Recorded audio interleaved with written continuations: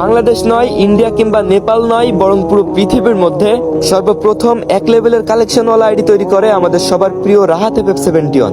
হ্যাঁ, এই নিউজটা যখন প্রথম শুনি তখন আমিও অবাক হয়ে যাই যে কেমনে কি, যেখানে ফ্রি ফায়ারের অডিয়েন্স পুরো বিশ্ব জুড়ে, সেখানে আমাদের বাংলাদেশের এই লিজেন্ডের মাথায় সর্বপ্রথম এই আইডিয়াটা আসে।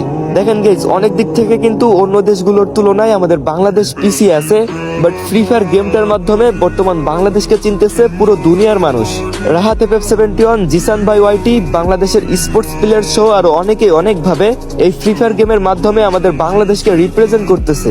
হাস্যকর হলেও সত্য, 2020-এ এই গেমটাকে জুয়ারি বলে গালাগালি দেওয়া মানুষগুলোও এখন তাদের ছেলে মেয়েদের 2026-এ এসে স্পোর্টস প্লেয়ার বানাতে চাই। আমি তাদেরকে কিছু বলবো না যারা এই ফ্রি ফায়ার গেমটা বুঝেও না, এটা নিয়ে কোনো কথাও বলে না।